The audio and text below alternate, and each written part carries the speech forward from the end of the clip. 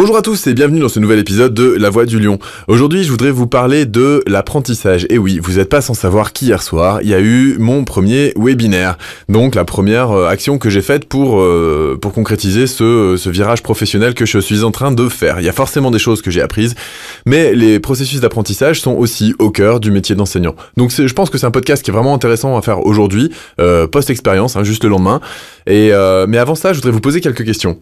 Je voudrais vous demander si, par exemple, vous vous souvenez ce que vous avez mangé à midi il y a 3 jours. Ou encore, est-ce que vous vous souvenez ce que vous a dit votre médecin la dernière fois que vous l'avez vu? Autre question, est-ce qu'il vous est déjà arrivé de chercher un objet chez vous pendant des plombes avant de le trouver? Alors que d'habitude, tout est nickel. Autre question, est-ce qu'il vous est déjà arrivé de regarder un film et de vous poser la question, mais qui c'est ce personnage-là déjà dans l'histoire, Est-ce que c'est le cousin, est-ce que c'est le parent, est-ce que c'est le frère Est-ce que ça vous est déjà arrivé de voir un film où finalement vous demandiez c'est qui celui qu'on voit là? Ok, autre question, est-ce qu'il vous est déjà arrivé de vous promener quelque part et d'avoir une odeur et d'un seul coup, un flash mémoriel qui revient?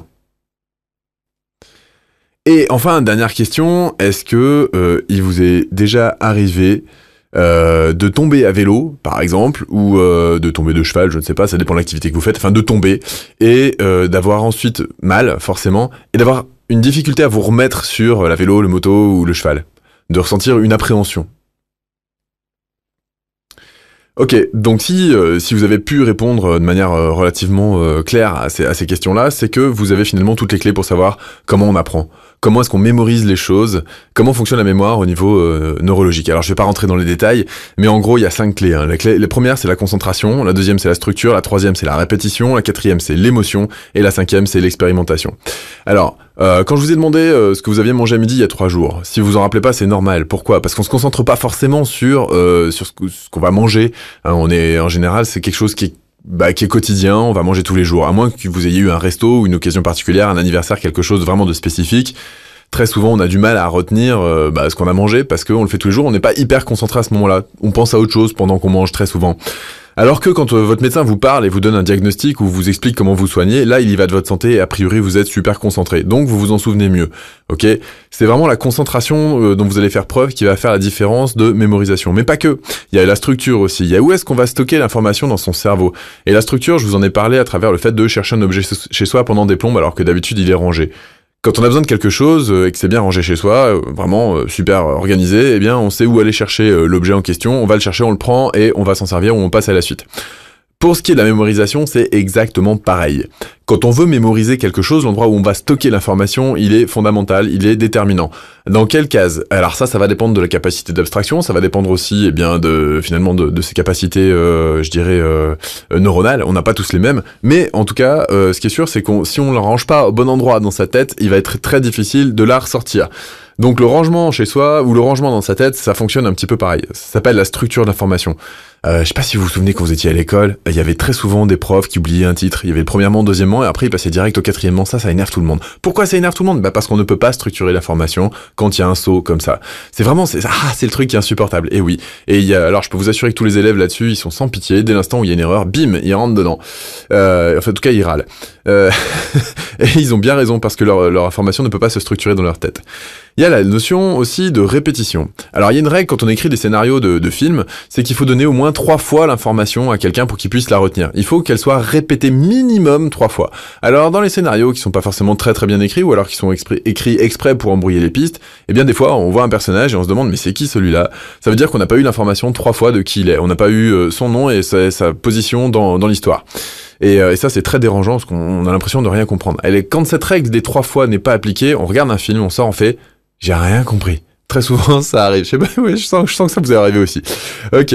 Donc ça, c'est la notion de répétition, la notion de l'émotion. Et oui, je vous ai demandé, est-ce qu'il vous est déjà arrivé d'arriver quelque part et d'avoir une odeur qui tout de suite vous remémore quelque chose? En général, l'odeur qu'on ressent, qu'on a, va nous parler directement dans nos sens, dans nos cellules. C'est notre mémoire cellulaire. On peut l'appeler comme ça. Certains l'appellent comme ça. Et ça, c'est lié à une émotion. Quand on va ressentir une émotion, on va associer cette émotion à ce qu'on vit à l'instant où on vit cette émotion. Plus cette émotion est intense, et plus on va être marqué au niveau mémoriel par ce qu'on est en train de traverser. Et donc, la mémoire va se fixer d'autant plus. C'est pour ça que si on apprend quelque chose dans la crainte, eh ben on va peut-être pas forcément associer ce qu'on apprend à quelque chose de positif. Si en revanche on va apprendre quelque chose avec une émotion super positive, on va se marrer, on va être à la cool, ou voilà, il y a une émotion ou une envie, un engouement, quelque chose d'énorme, eh bien on va finalement se connecter plus à l'émotion que au savoir en lui-même, mais en tout cas on va le mémoriser beaucoup plus facilement. Et ça peut remonter quand on se retrouve dans la même sensation, quand nos sens nous donnent à peu près les mêmes informations, bim, l'émotion revient. Et là, on l'a mémorisé par, en effet, l'émotion. Et l'expérimentation, enfin, et oui, l'expérimentation, je crois que c'est même la partie la plus importante de la mémorisation et de l'apprentissage. C'est ce qui s'inscrit en nous, c'est ce qui fait qu'on va valider ou pas la théorie par rapport à la pratique. Quand je vous disais, est-ce que quand vous êtes tombé de vélo ou de cheval, ça a été difficile pour vous de remonter dessus? Ben oui, c'est parce que quand on tombe, on retient que ça fait mal. Et donc, au niveau sensation, quand on va se retrouver à nouveau dans cette situation-là, on va se dire, bah là, finalement, je suis en situation de danger, alors qu'avant, je me sentais en situation de confort. Donc, on a appris quelque chose.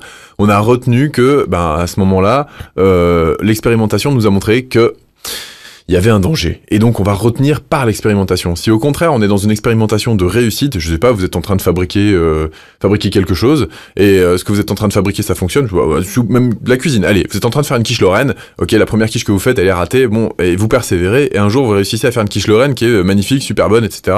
Et là, vous vous dites, ah ouais, dans l'expérimentation, finalement, maintenant, je sais que je sais faire, et donc, je vais pouvoir y revenir facilement. Et donc, vous allez mémoriser la manière dont vous l'avez fait, parce que vous avez eu un succès derrière.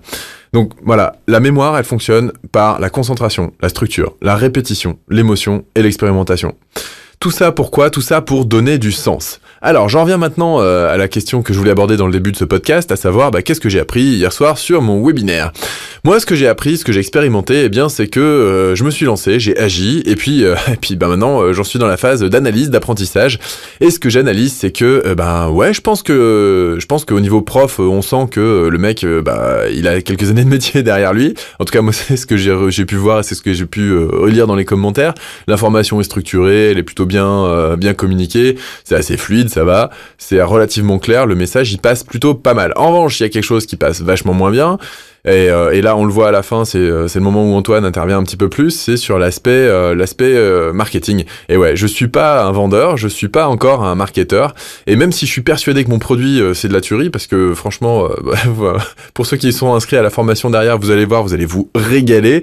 Donc le produit, j'y crois à fond, là-dessus je suis complètement aligné, je sais pourquoi je fais ça, mais maintenant au moment de le présenter, au moment de le vendre, eh bien là j'ai pas vraiment eu toute l'aisance que j'imaginais, et en effet c'est quelque chose qui s'apprend. Donc eh bien, se former en marketing, c'est une bonne chose, parce que là, il faut que j'apprenne. Et je pense qu'on peut difficilement apprendre ça autrement que par l'expérimentation. On a beau avoir plein de théories derrière soi, tant qu'on se lance pas, on sait pas. Alors maintenant, moi, ce que je retiens, c'est que pour le prochain webinaire, c'est vraiment dans ce passage-là qu'il va falloir que je sois le plus performant, parce qu'au final, ça va permettre au maximum de gens de profiter de la qualité de la formation que je vais proposer derrière. Et c'est pas juste une question financière, c'est une question de pouvoir le partager avec un maximum de monde, parce que c'est quand même ça l'objectif. Donc voilà, vous, je sais pas ce que vous avez appris ou pas, ce que vous avez retenu ou pas de ce webinaire. Tiens, ça pourrait être pas mal, ça pourrait être assez intéressant que vous le mettiez dans les commentaires en dessous, là. Qu'est-ce que vous avez retenu? Qu'est-ce que vous en avez retiré? Qu'est-ce que vous avez appris? Comment est-ce que vous avez observé que vous fonctionnez au niveau de votre apprentissage? Est-ce que vous apprenez plus par l'audio ou par le visuel? Bref, parlez-moi un peu de vous dans les commentaires juste en dessous de cette vidéo, et je vous dis à très vite pour un prochain podcast. Salut!